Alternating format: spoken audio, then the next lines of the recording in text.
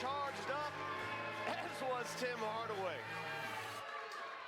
The Nuggets trailed all night. Well, I shouldn't say all night.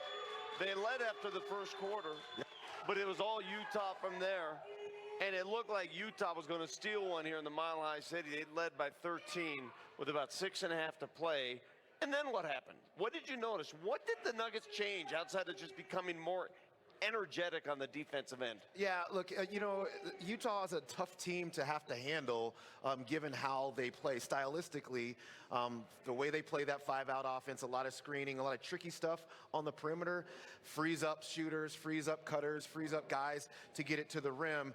And it took the Nuggets 3.5 quarters basically to get that sorted out in a way that started to generate missed shots for the Utah Jazz. And look, I think playing a team like this is very, very beneficial because unless you lose.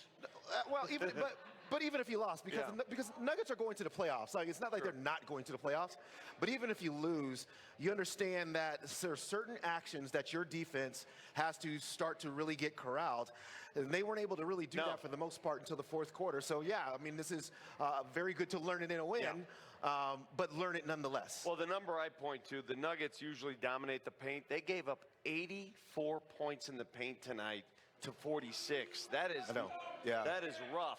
However, when the game was on the line, they closed on a 28-9 run. 28-9. They only gave up 9 points in the last 6.5. Thank goodness for Tim Hardaway Jr., Jamal Murray. How about Cam Johnson, who missed a couple threes, and then he got some good looks late and made them late. This one right here gave them the lead for good. Jamal followed that up. That's the final bucket of the game. And that... Yeah, so if I had to boil the Nuggets win down to a type of shot, it would be the three-point shot. I mean, in the fourth... Well, they made 19 of them. Yeah, they made 19 of them. And in the fourth quarter, they made 8. And in fact, the Utah Jazz outshot them percentage-wise in the fourth quarter. But when you're making as many three-point shots as the Nuggets made, it didn't matter in the end, and some free throws as well. But the three-point shot was really huge for them today because the discrepancy in the paint could lead you to really lose a game like that. But you made up for that discrepancy in the paint by really separating it. And I believe they outscored Utah 57-27 from the three-point line. So that evened things up. And then obviously in the fourth quarter, it got you to victory. So before the game, Chris Dempsey outlined the 5 best games for Jamal Murray and Nikola Jokic as a duo, the top 5 in their careers. I don't know, dude. You might want to make room for this one because take a look at these numbers. Joker, another ho-hum triple-double.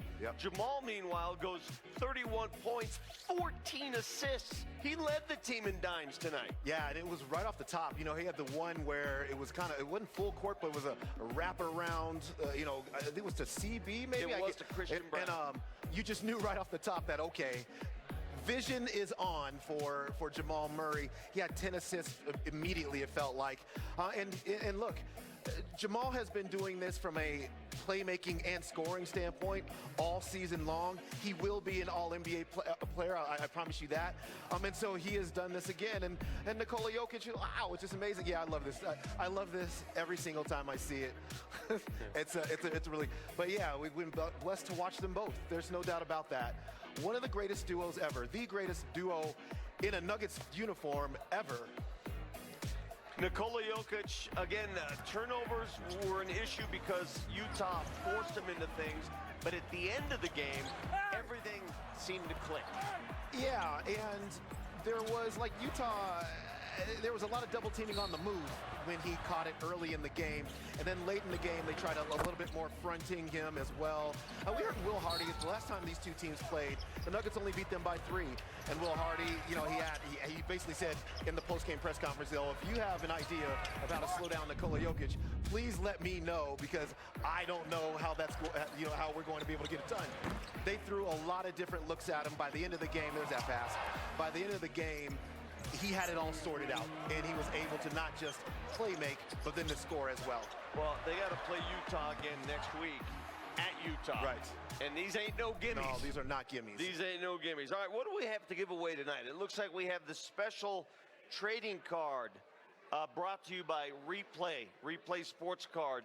It's in its case. We'll figure out a way to give that away tonight here for the good crowd at Colorado Social when we come back.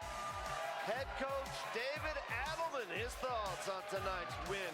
5 in a row for the Nuggets.